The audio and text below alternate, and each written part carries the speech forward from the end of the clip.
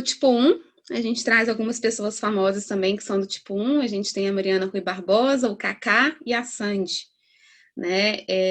Trazem muito essa referência, né, de pessoas que são referências tanto hoje em estratégias de marketing, foram referências também, não só porque elas fazem, né, como atuação, ou como cantora, ou como jogador de futebol, mas referências mesmo de homem, de mulher, de cidadão. Então, a gente traz muito essas três figuras aí para vocês. Então, tipo 1, o que ele busca, né? Ele é perfeccionista, moralista, exigente, metódico, correto e disciplinado, né? Voltando a falar que são características mais marcantes, depende do nível de desenvolvimento. Ele vai sempre buscar a perfeição, né? Então, quando o tipo 1 ele se depara com algum tipo de projeto ou algum tipo de relatório, né? Ou entra numa sala, ele vai sempre buscar a perfeição, não necessariamente sim ter tudo organizado. A gente vai entender que nem todos os tipos 1 são organizados, né? Alguns são mais, outros menos, mas eles querem sempre entregar ali o que é correto, né? O melhor deles. Então, a autoimagem, como eles percebem, né? Eles se percebem como uma pessoa sensata, correta e dotada de moral. Então, essa é a imagem que ele se percebe e a imagem que ele tenta passar para as pessoas também. O estilo de comunicação é moralizante, então ele sempre vai estar ali conversando com o outro, né? Ele vai estar sempre se relacionando de uma forma a trazer sempre a crítica, né? Ou do processo, ou da pessoa mesmo. Então, sempre tem uma lição de moral quando o tipo 1 se relaciona. Na liderança, a gente tem como dons, né? A busca de excelência. Então, ele sempre vai trazer ali a melhor versão do trabalho dele, né? Sem a menor possibilidade de erros ou então o menor número de erros possíveis. E ele também preza muito isso.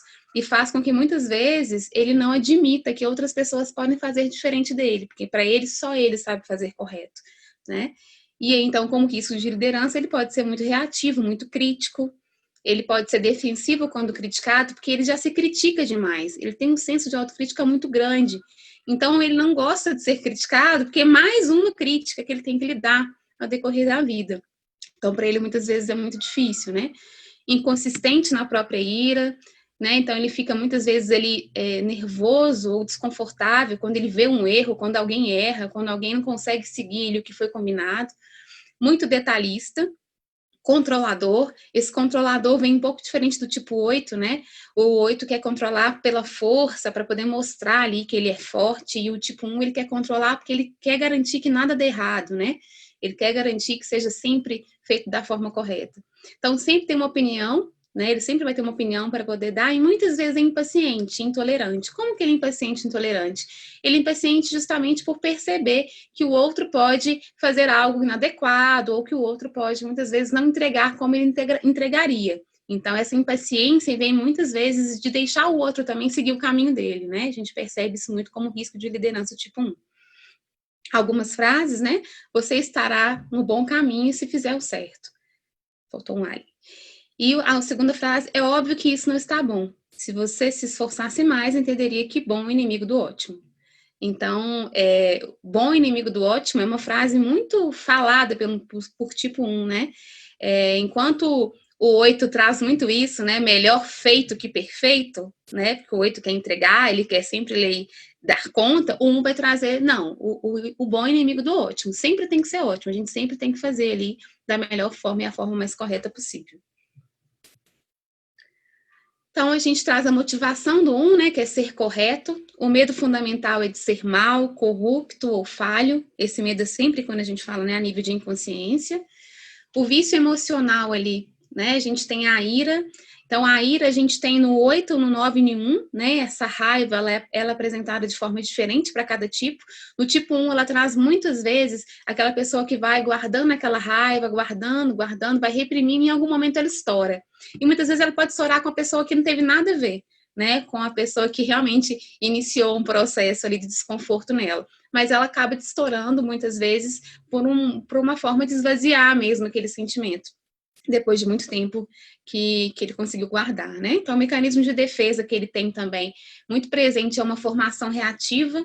Então, quando a gente fala o que é formação reativa, né? É sempre uma oposição ao mau comportamento. Então, o tipo 1, muitas vezes, ele se culpa demais, né? Ele é muito ansioso, ele traz essa culpa com ele de que ele tem que ser o perfeito. E quando a gente fala perfeito, é em tudo, assim. Então, eu tenho que trabalhar, tudo hoje que a gente percebe, né, que é o perfeito na cabeça do tipo 1, que muitas vezes, quando a gente fala de moralismo, não é o moralismo do senso comum, é o moralismo muito do que ele acha que é o correto, né? E aí a gente tem que também, muitas vezes, entender. Tipo 1, ele vai falar conforme ele acredita que é correto. Então, é um falso moralismo, né? Porque é uma lição de moral conforme as percepções dele, não necessariamente do senso comum. E aí, se para um tipo 1 ele acha que o certo é trabalhar, o certo é ter filho aos 30 anos, já ter um carro, ter um apartamento, ele vai mover a vida dele dessa forma, né? Então, muitas vezes, ele vai ali para um momento de diversão, de lazer, ele vai se culpar. Opa, peraí, não era para eu estar aqui. Era para eu estar trabalhando, porque o certo é trabalhar, o certo não é descansar, não é relaxar. Então, a gente percebe muito essa formação reativa, desses controles de impulsos e desejos que o tipo 1 tem em prol do que é correto. A fixação ou o pensamento repetitivo, né, que ele tem, é o ressentimento. Então, muitas vezes, o tipo 1, ele remoe por muito tempo a raiva de uma pessoa, quando alguma pessoa faz algo ali que não foi correto, né, ou que mereceu alguma punição, ele tem essa sensação que vai se repetindo dentro dele. E aí, essa fixação, que é essa ideia que repete, é assim, nossa, eu devia ter ajudado, a pessoa errou, e muitas vezes vai para o lado pessoal. Então, muitas vezes, quando uma pessoa erra próximo do tipo 1, né, ou não entrega ali com tanta perfeição como deveria entregar, algumas pessoas, dependendo do nível de desenvolvimento, traz para o pessoal mesmo, e aí quer afastar daquela pessoa, aquela pessoa já não tem mais um tipo de relacionamento saudável com ele, porque ele não tem muito como comparar o que é pessoal, o que é profissional, ou e outras vezes isso cai ali no ressentimento que atrapalha a relação dos dois. E o desejo fundamental do tipo 1 é ser bom, virtuoso, equilibrado e ter integridade. Então, ser íntegro, né? Ser merecedor é algo que o tipo 1 vai sempre buscar. Tá abrindo aqui. Vou ter que sempre tirar aqui, porque o vídeo está vinculado, mas ele não abre. Quer falar um pouquinho para a gente enquanto isso? Então, tem a Grazi também, Etienne. Então, é eu, escrita. Mas também tem um pouquinho do tipo 9 aí, que também encaixa um pouco, bastante na minha personalidade, né? Vamos dizer assim.